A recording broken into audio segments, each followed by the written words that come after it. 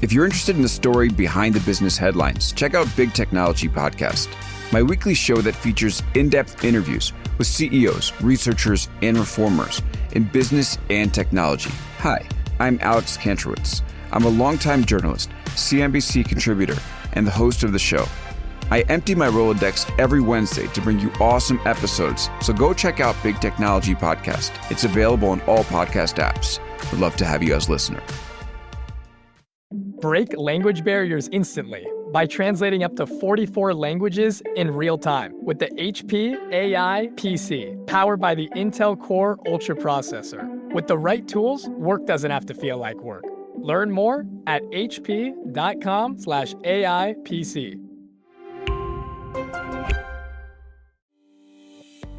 Hey, I'm Kwame Christian, and you are about to step into the world of Negotiate Anything, the #1 negotiation podcast in the world where we teach you how to make difficult conversations easier while getting more of what you want in the process.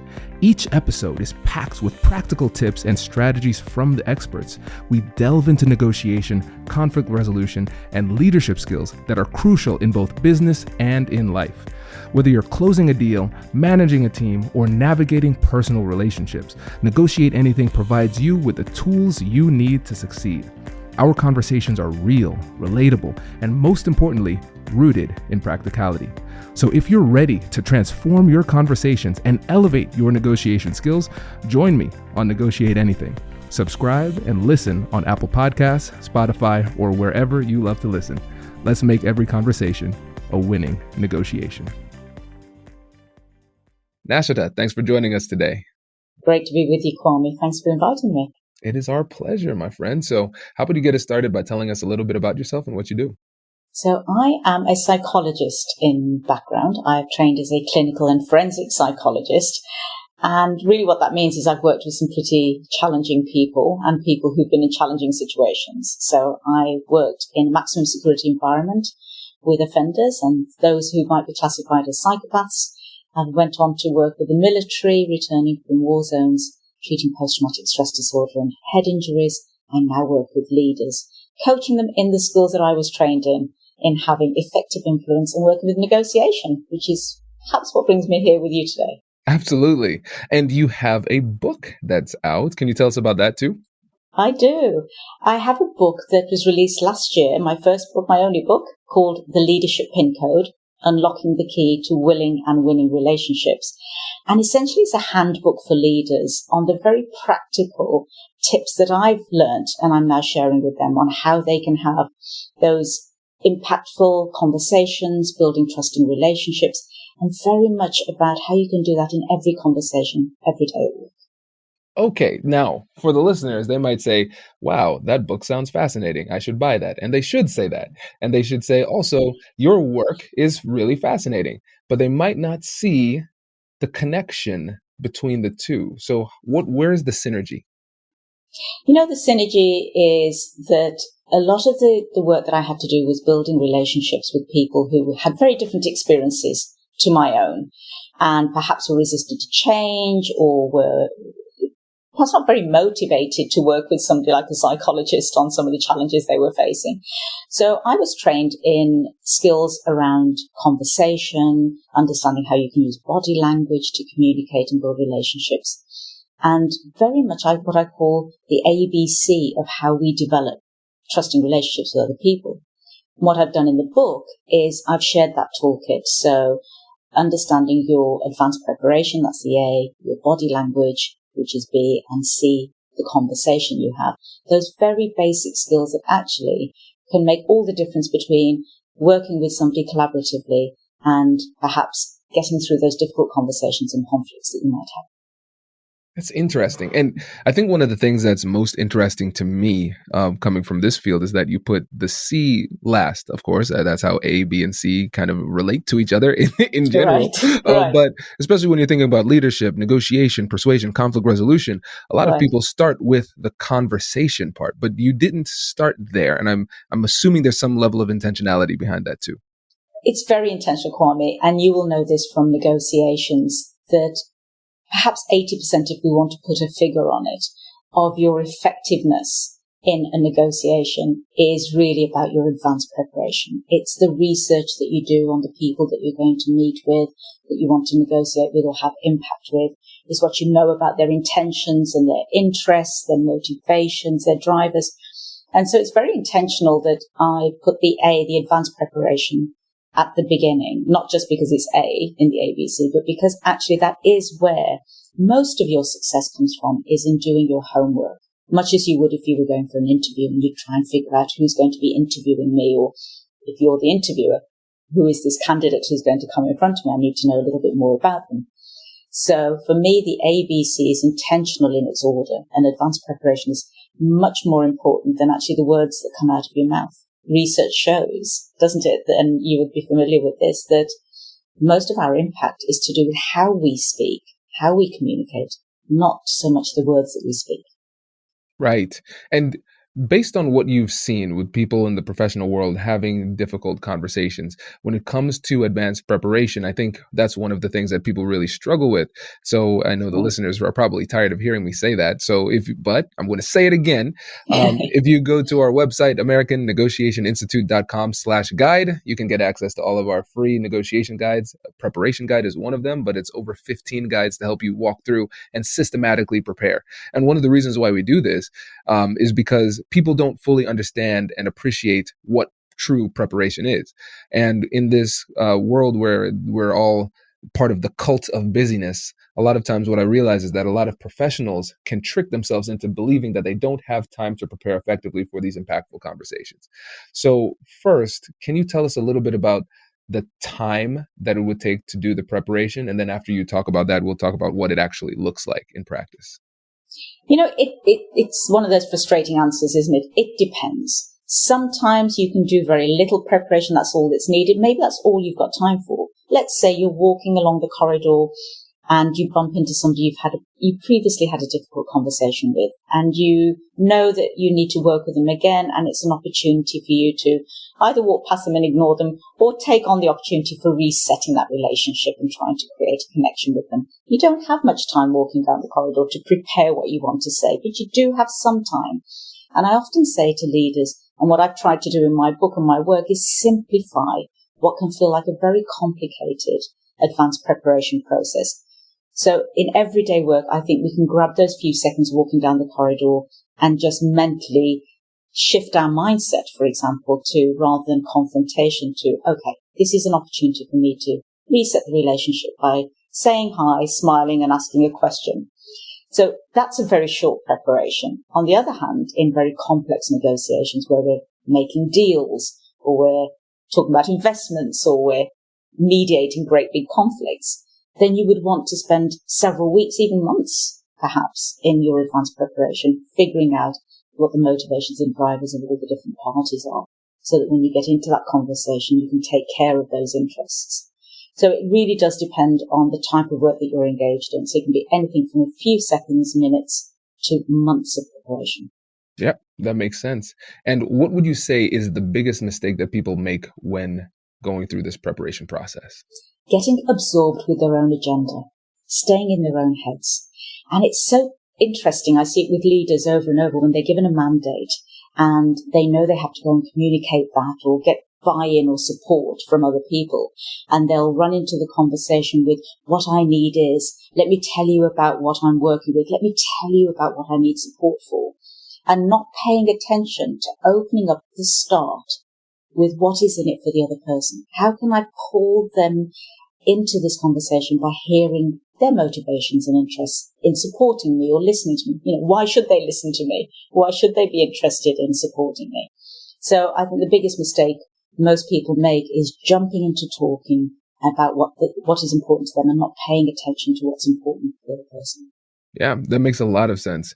One of the terms I've coined is egocentric persuasion, where we focus on what it is that would persuade us and what we want and why. And then we go in and we communicate it exclusively from our own perspective. And then we are absolutely shocked as to why people don't get on board. where it just falls flat, right? And you're wondering why somebody isn't jumping up and, giving you all the support that you're looking for straight away. And now on to the B. So we're talking about body language. So tell us where we should even start there.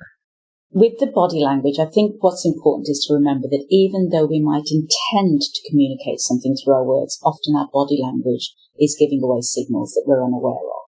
So where to start is to be very conscious, get feedback from other people.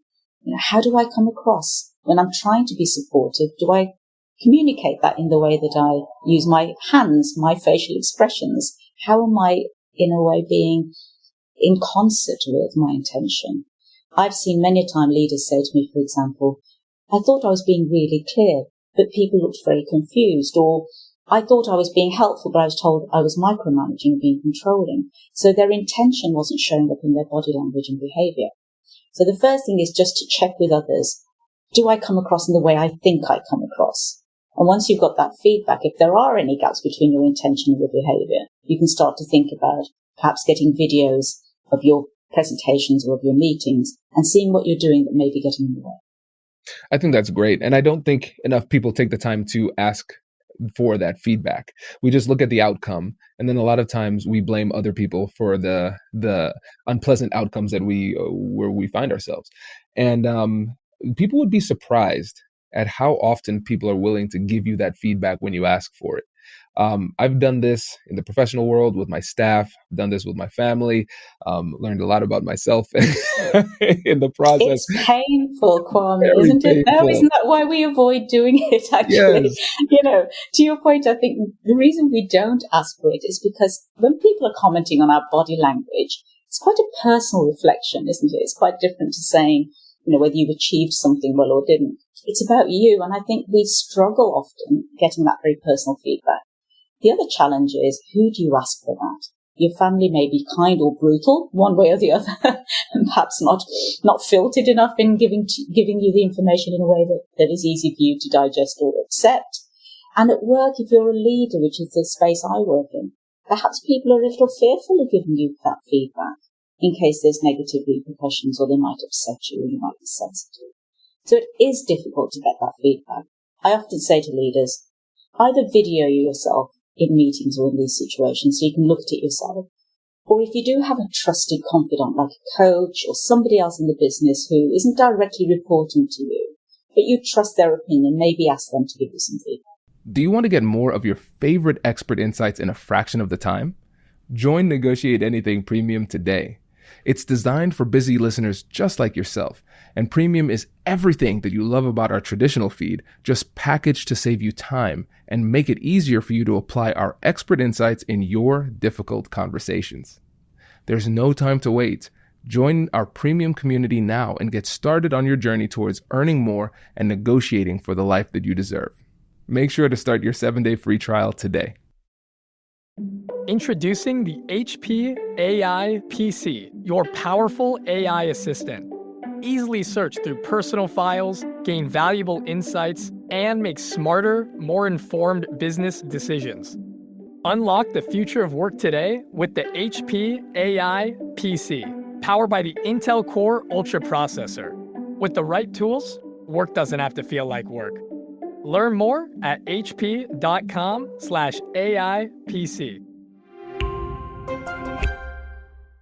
That makes a lot of sense. And as you're asking people for this feedback, so let's assume that the people listening don't have access to a coach like this, and the only way they can get their feedback is by asking the people around them for feedback.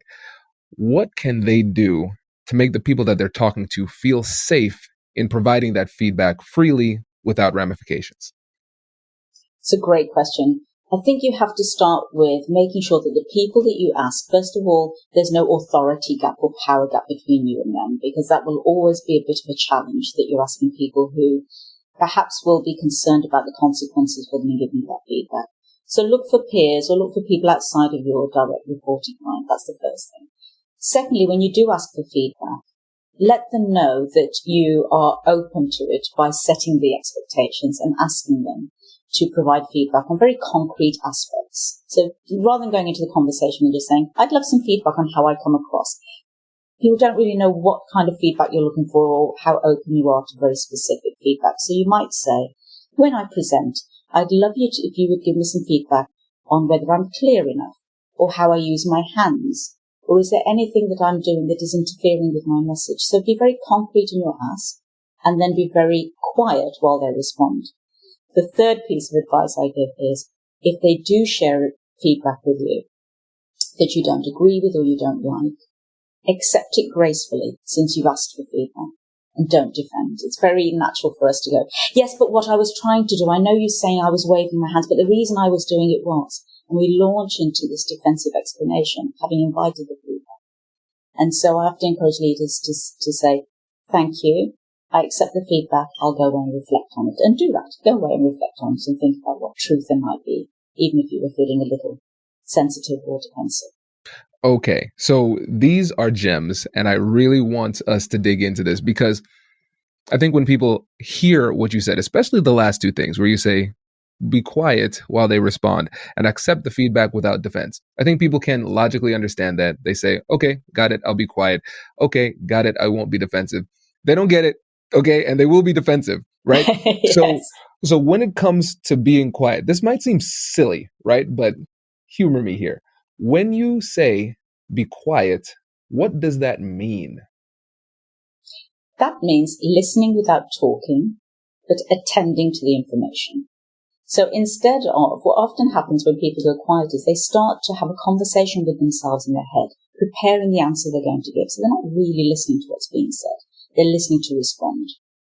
They start to think about, she's mentioned me waving my hands. I'm already getting annoyed about that, and I'm going to prepare my response while she's still talking. So when I say be quiet, I literally mean don't speak, but pay attention to what is being said. And the only way you can truly test whether you've paid attention is to repeat back through summary what you've heard. So I'll often say to people, in order to be sure that you've been actively listening, there's only one way to show that. Can you summarize what was shared? If you can't summarize it, you weren't paying attention. So if you are being given feedback, test out that you've heard it and say to the person, for example, Kwame, if you were giving me feedback now on my body language, I'd listen, I'd stay quiet, and then I'd say, okay, let me see if I've understood you correctly. So what you're saying is, the way I use my hands perhaps is interfering with the way in which I get my message across. Is that right, Kwame? Is that what you meant? So you're inviting, it's a check and balance, did I hear you correctly? And also validating your feedback. So you're going to feel that the feedback you gave me was valuable. I did pay attention to it. I really did want. I love that. That's great. And now with the defensiveness, right? Let's actually break down what you mean when you are getting defensive, because a lot of times people would say, well, I'm not getting defensive. I'm just explaining what they don't understand, which is a really nice way of saying you're getting defensive. Right. And so can we draw the line between what might be a legitimate response and what is more categorized as defensive? You know, it's a very subtle distinction based on emotion, I believe. So when we are defensive, you can feel it in yourself. There's an emotion that's driving the urge to explain yourself. It might be irritation or annoyance or anger. And it comes from a place of, I'm feeling triggered and I want to explain my trigger rather than listening. And when we are not defensive but explaining, it doesn't come in the same way from an emotional need to push that information onto the other person. So I would check in with myself and say, is there an emotion surging now? Can I feel an urge to respond that perhaps is about my emotional trigger rather than a factual explanation that will help the other person? You know what's really interesting about that too is that, okay, we understand one can come from emotions more, and then the other one comes from just relaying facts. I think a really interesting distinction, it even goes beyond the feeling, because I'm starting to get a better understanding of when I'm feeling emotional and defensive. I feel it in my chest. I feel like I cannot, even if I wanted to, I couldn't stop saying what I wanted to say. That type of thing. The urge part. The urge, right? Mm-hmm. And so the other thing is taking a step back and asking yourself why it is you feel the need to say this. what is it that is driving me to say this? So even beyond the emotional side, what is the strategic value of saying this at this time? Is it just to elevate yourself because you feel like you've been taken down a peg? Or is it the fact that there is a legitimate misunderstanding that you are trying to clarify for the sake of the other person? Right? Because this is great. Right? I love this. Because if I have a misunderstanding, I see it, and it's just for me, then I could just kind of save that for myself and just eat it, and then have the person continue to share information that is only within their head and not within mine. So this is my only opportunity to get it. But if it's not elevating them or helping the relationship at all, then that might be a sign that it is defensiveness in disguise. So I have a simple rule. In fact, I used this in a workshop just yesterday. And the simple rule I have is if you're going to give somebody feedback, whether it's corrective or explanatory, whatever it is, the simple rule is this. If it is to get something off your chest, don't do it. If it has a learning opportunity for the other person, feel free to share. And that, I think, summarizes what you've just said. But it's a very simple rule when people feel the urge to give, especially leaders want to give feedback to somebody, and they're justifying it as feedback, but really it's defensive reaction. So it's simple. If it's just because you feel the need to say it, go tell a friend, scream into a pillow, whatever you need to do. But if there's a learning opportunity for the other person and it benefits them, feel free to go ahead. Oh man, I hope people are really paying attention to this, because this is something that I've discovered through a little bit of self-discovery and introspection over the past month or so. I'm realizing that sometimes when I'm emotional, I feel the need to say things. And if I'm feeling emotional and it's directed to an individual, I feel as though the only outlet for this emotional expression is to share these things with the other person. And what I'm realizing is that through meditation, I've recognized that emotions are kind of like energy. You think about it, it's neither good nor bad. It is an energy. How do you deal with that energy? And so what I've found is that if I sit down and viciously journal, I mean, like, people look at him like, oh, well, man, it looks like he's mad at that paper. I don't know what's going on. But I just journal and just say everything that I would have said to that other person. And I just journal. And then what I recognize is that as I get toward the end of that journaling session, the what I'm saying becomes more like self-coaching, and I work through it and I reach a state of emotional equilibrium that allows me to function, and I didn't need to emote on somebody else in a way that could potentially be destructive. And what you're also doing, and I love that, journaling really works for a lot of people. And if you're not a journaler, you can, put it into your phone in notes, so you can go and speak to somebody. The point is to express that energy in another direction than the person who you feel irritated with. But the most important thing that I think you're doing, apart from processing it, is you're taking a step back and creating some space. You're letting the emotion diffuse rather than jumping on it and giving into the urge to react. When we're responding to our emotions, when they are high, and we described it, both of us use the word, this urge to say or this urge to share. The reason we're giving into the urge is to relieve ourselves, to purge ourselves of the discomfort of that feeling. It's out there then, the other person's got it, and we can relax, we feel better. So resisting the urge just to feel better for ourselves at the cost of somebody else is what's really important here, especially in negotiations and in building relationships in the work environment. If we just give into our own urges to make ourselves feel better at the cost of the other person's feelings or emotions, then we're likely to damage these relationships, and in some cases may be irreparable depending on how we react. Absolutely. Oh, this is great. This is great. This feels almost like a therapy session. I don't know. Maybe it's like you have a background in psychology. I'm getting that vibe. Well, a lot of what I'm sharing probably is coming from my psychology background. I've worked with some pretty difficult people in difficult situations and had to think very carefully about choice of words, how I communicate. I was trained in these techniques as a forensic psychologist, the importance of how you frame what you say in case you get a reaction. I was working in some cases with people who had potential for violence. I could trigger that reaction in them if I was clumsy or not careful really about how I expressed myself to get the information I needed. So I think you're right. You're probably feeling a little bit of my psychological toolkit coming through now. I love it. I told you before, I'm a psychology nerd too. I just happen to be a lawyer, but I like the psych degree a lot more. I really do. And now what's really, really interesting about this, Nashita, is the fact that we've talked about preparation in depth. We've talked about body language in depth. We've talked about how to give and receive feedback. But we haven't really explicitly done a deep dive into the C, which is conversation, which again, Right. which is what most people would figure we would spend the majority of our time on. And so I think what would be interesting is to spend our time, or remaining time, focusing on some of the counterintuitive discoveries that you found with working with psychopaths and working with Right. leaders. So when it comes down to how to effectively have the conversations, what kind of comes to mind when you think about the outside of the box counterintuitive discoveries that you found? One of the counterintuitive discoveries I found was never to ask the question why of a person. And it's interesting because when things go wrong, and particularly in a work environment, we have a tendency to want to ask that straight away. Well, why were you late? Why did you not deliver on time? Why were you thinking that? And that simple question of starting with why can create such a defensive reaction in other people because it feels very personal and blaming. If I was to say to you, for example, Kwame, well, why are you asking me that question?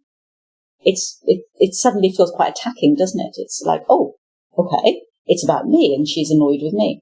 So one of the counterintuitive trainings really that I was exposed to was, how can you ask why without asking why? How can you use questions and steer the conversation so that you get data? Because essentially when we ask why, we're looking for data. We want explanations. We want information so that we can better understand what's happened. And how can we use open questions to get data? And actually, the more curious we are, and simple curiosity, Kwame, can make an enormous difference to how we phrase our questions and how we invite people to join us in that sharing of information. So instead of saying, well, why did you ask me that question? I'll say, so tell me more about what you were thinking when you asked me the question. Why don't you bring me into your mindset or experiences? How did that happen? When did it start? What was your first thought about? And when you start to open up for those, what I call the W questions, who, what, where, when, or how, the H, then you don't need why. Why is absent really in that toolkit. So you can get so much more information if you use the who, what, where, when, how type questions. And used effectively, and we don't have time to go into how you may set up an entire conversation and steer it using those, but between asking questions, effective use of silence, the summarizing we talked about earlier, and indeed mirroring what people say, which is very important in negotiations, you can have a very enriched conversation with somebody else, even when it's a difficult conversation, because you're avoiding blaming and you're inviting the other person to join you in this curious exploration of the data that you both want to know more about. That is a great point. And I tell you, when I discovered the dangers of asking why, and I started to look back on some of my other conversations, I see, oh, okay, now I understand why they got defensive. Now I understand why I didn't get as much information and why they might have responded with hostility. It's just the way that we ask the question. Even if your tone is in the right spot, people hear that word why, and then they tend to get defensive. And so you're absolutely right. You can make them feel safe and still get the good or better quality, as good of or better quality of information by using other question alternatives. So I appreciate that. And before you go, I want again to let you give you an opportunity to let the listeners know about your business, the book, and how they can get in touch with you. Oh, well, thank you, Kwame. I've enjoyed our conversation. And it's one of those conversations that when you're with, another psychology and legal nerd, and, I love your legal background and think in another life I might have pursued a similar career. It's always easy to carry on talking. So I appreciate the time you've given me today. So I work now with leaders, and you can find me on my website, which is progressingminds.com. So if there are leaders out there who would be interested in learning these kinds of techniques, they can find me there. And I'm very active on LinkedIn. So it's very easy. If you send me a personal message, I'm pretty good at getting back to people most of the time. And my book is available The Leadership Pin Code is available on Amazon and Barnes & Noble, most online stores. So you can also find me there. Fantastic. Thank you so much for joining us. We really appreciate it. Likewise, Kwame. Great to see you today. Wait. Now, before you sign off, I have something to tell you that I've never told you before. Just kidding. I've told you before, but you should listen to it again. I want you to know about Negotiate Anything Premium. Imagine all of the things that you love about our traditional feed, plus so much more. I know you like our traditional feed because you're at the end of the episode. And with Negotiate Anything Premium, you'll get more bonus content you've been asking for, more of the expert insights that you can't get anywhere else, and more exclusive behind-the-scenes access into every conversation. Are you ready to get more of what you want out of your life, career, and every conversation? With Negotiate Anything Premium, you'll have access to more high-level, custom-designed content and insights, giving you the tools you need to negotiate higher salaries, better deals, and better relationships in your life and career. Once I had a listener share that Negotiate Anything helped her to negotiate a $53,000 raise. Could this be you? What would that mean for your life? I've seen firsthand the impact this model has had on my life and the lives of my corporate clients, and I am confident that it can do the same for you. Are you ready to negotiate more of the best things in life? Click the link in the show notes to learn more. I'll catch you later.